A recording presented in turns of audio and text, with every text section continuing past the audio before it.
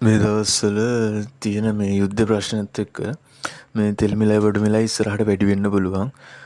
එතකොට ලෝකයේ මොන ප්‍රශ්න ආවත් මේ අපිට බඩගින්න ඉන්නේ නැතුව කාටවත් අත පාන්න නැතුව ස්වයංපෝෂිතව ඉන්න පුළුවන් පොඩි ස්මාර්ට් මේ ක්‍රම කීපයක් තියෙනවා. විද්‍යාත්මක විසඳුම් කීපයක් තියෙනවා. මේ අපි අද ඒක කතා කරමු. අංක 1 තමයි මේ හයිබ්‍රිඩ් සෝලාර් පද්ධතියක් අපේ ගෙදර හයි කරගන්න පුළුවන්. ඒ කියන්නේ කරන්ට් බිල කොච්චර වැඩි වුණත් බය වෙන්න දෙයක් නැහැ. බැටරි තියෙන සෝලර් සිස්ටම් එකක් ගෙදර හදාගත්තට පස්සේ මේ කිසි බයක් නැතුව අපිට පාවිච්චි කරන්න පුළුවන්. මේක වියදමක් නෙමෙයි. අවුරුදු 25ක් විතර ඉස්සරහට අපේ පවුල ආරක්ෂා කරගන්න පුළුවන් හොඳ ක්‍රමයක්. ඒ කියන්නේ කරන්ට් එක පැත්තෙන්. ඊළඟ එක තමයි මේ කුස්සිය කුණු වලින් දුවන බයෝගෑස් සිස්ටම් එකක් හයි කරන්න පුළුවන්. ඒ කියන්නේ ගෑස් නැව්වාවේ නැත්නම් මොකද ගෑස් නැත්නම් මාකට් එකේ ගෑස් තියාගෙන දෙන්නේ නැත්නම් කිසි ප්‍රශ්නයක් නැහැ.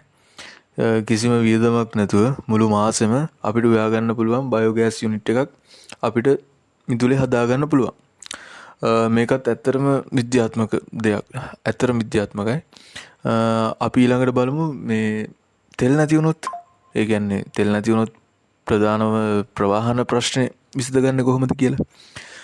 අපිට ඒකට පුළුවන් සෝලාර් එකකින් charge කරන්න පුළුවන් මේ e-bike එකක්, ඉලෙක්ට්‍රික් ස්කූටර් එකක් ගෙදර තියාගන්න. ගමන්නත් හරිම ලේසි. 7-5ක වියදමකුත් නැහැ. මේ ඊළඟ එක තමයි දැන් අපි කතා කරමු මේ කෑම ගැන. ප්‍රධානම දේ කෑමනේ. මිදුලේ තියෙන ඔය මල් පෝච්චි වලින් බඩ පිරෙන්නේ නැහනේ. අපි ඒවා අයින් කරලා බතල, මඤ්ඤොක්කා, කෙසෙල්, කොස් වගේ ලොකු කැලරි ප්‍රමාණයක් තියෙන මේ ජාති වවන්න පටන් ගමු. ලෝකේ කොච්චර කෑම හිඟයක් ආවත් සුපර් මාකට් වල කෑම නැති වුණත් කිසි ප්‍රශ්නයක් නැහැ. අපේ ගෙවත්ත සුපර් මාකට් එකක් වගේ හදාගන්න පුළුවන්. ඊට පස්සේ බලමු කෑම කල් තබා ගැනීමේ තාක්ෂණය ගැනත් පොඩ්ඩක් බලමු. අපේ ආච්චිලා කරපු විදිහට අතිරික්ත කෑම වේලලා හරි බෝතල් වල දාලා හරි අපිට තියාගන්න පුළුවන්. සුපර් මාකට් වල බඩු ඉවරුණාට කිසි ප්‍රශ්නයක් නැහැ. ඉමර්ජන්සි පැන්ට්‍රි එකක් අපිට හදාගන්න පුළුවන්. ඊට පස්සේ වතුර ප්‍රශ්නය. අපි මේකට කියමු අපි වැසි ජල අස්වැන්න කියලා.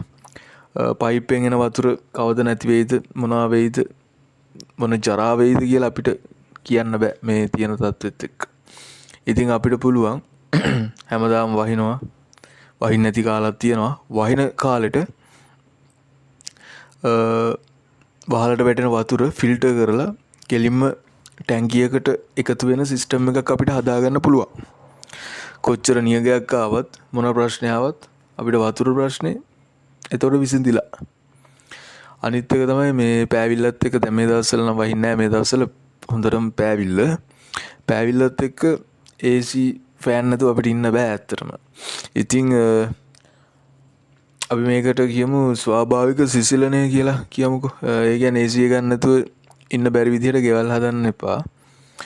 හුළඟ හොඳින් එළියට එන විදිහට, ජනෙල් තියෙන විදිහට, තාපය පරාවර්තනය කරන විදිහට පේන්ට් කරන්න. කරන්න නැති දවසට ගේ ඇතුලේ අවන් එකක් වගේ වෙන්නේ නැහැ එතකොට. මේක තමයි මෙතනින් වැදගත්ම වටිනාම දේ. ඒක ටිකක් සංකීර්ණයි. ඒ වුණාට ඒක තමයි වැදගත්ම.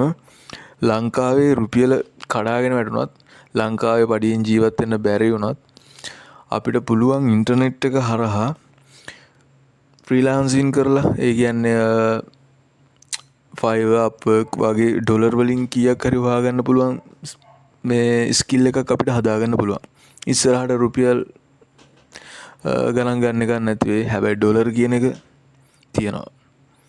ඉතින් අපිට ඒ පැත්තෙන් ඩොලර් පැත්තෙන් අපිට ඩොලර් ගන්න පුළුවන් ක්‍රමයක් හොයාගන්න පුළුවන්. ඒක වටිනවා. ඒක සෑහෙන වටිනවා. මොන දේ තිබුණත් ඉතින් හොඳ සෞඛ්‍යයක් තියෙන්න එපා. සෞඛ්‍යයක් නැත්නම් වැඩක් නැහැ. ඒ කියන්නේ අපිට අත්‍යවශ්‍ය ඖෂධ ගබඩාවක් අපිට හදාගන්න පුළුවන්.